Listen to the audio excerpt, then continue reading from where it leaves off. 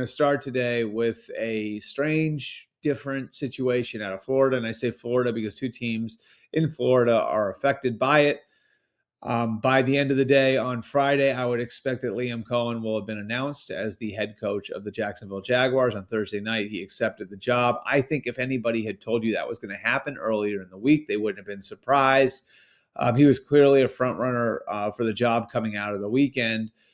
So what's weird about this isn't that he took the job. What's weird about it is how he got there. And to really understand how he got there, you have to go back to the beginning of all of this. You know, they come out of the year, the Bucs do.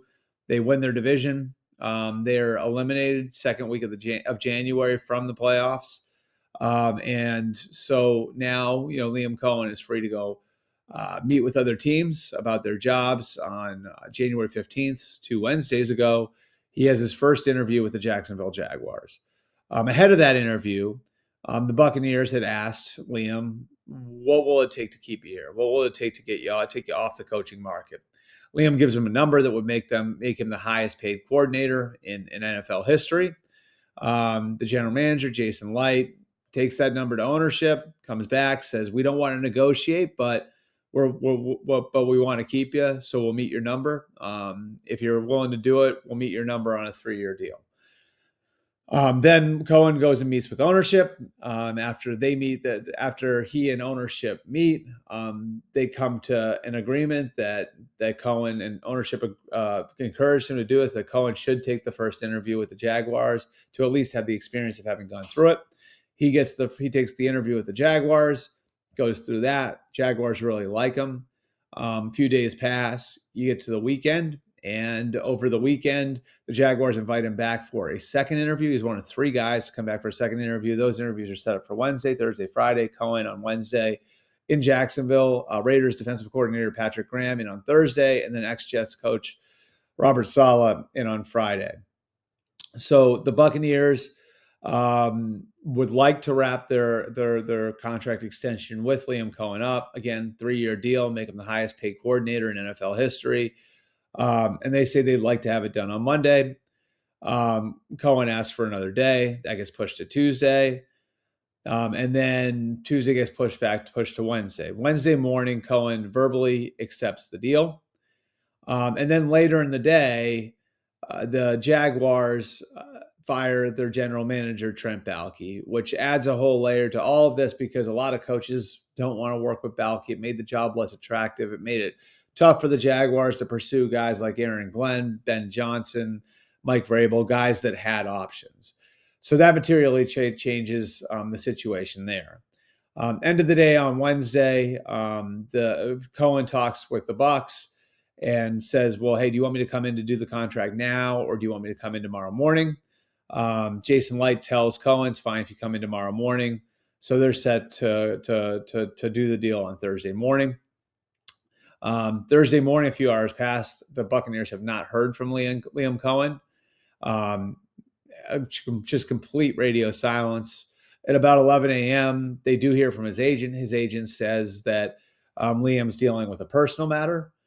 And so the Bucs say that's fine. A few more hours pass. They still haven't heard from Coen, so they start calling him again. They don't hear from him.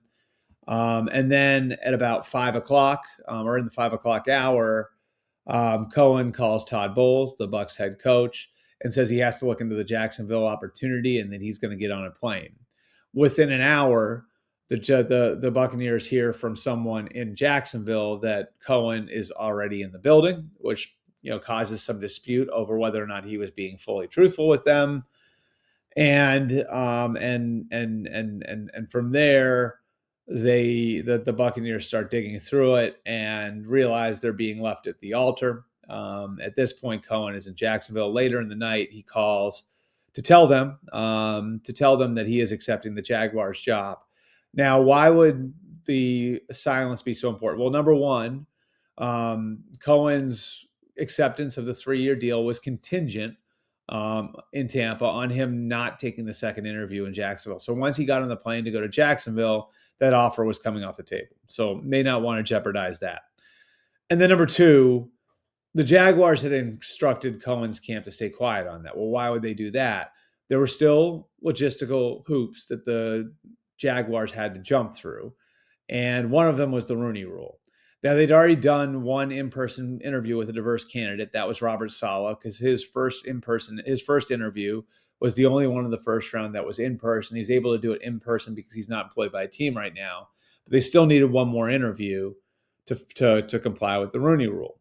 So Patrick Graham, being there on Thursday, got them in compliance with the Rooney Rule, which would explain why perhaps they wanted to keep Coen's presence in Jacksonville quiet, his plans to go to Jacksonville quiet, because they wanted Graham to go through with the second interview. Now they're in compliance with the Rooney Rule. They have an agreement with Liam Coen. And I expect the deal to be done on Friday. You can be the judge on what you think of the way all of that went down. I can just tell you, obviously, a very unique opportunity in front of Liam Coen here. The opportunity to pick his own general manager was a big part of this. I can only think of one, and I know Coen was, in counseling with some other people, was told this. I can only think of one first-time head coach in recent memory, at least, who was able to pick his own general manager, and that was Kyle Shanahan in San Francisco in 2017. And then on the flip side of this, the Buccaneers feel like they were jilted for obvious reasons. For them to not hear from Coen at all after the offer they made, obviously, they aren't feeling great about that. And even if things had fallen through in Jacksonville, I'm not sure that Coen would have been welcomed back in Tampa based on everything that went down. So that's basically the long and short of it.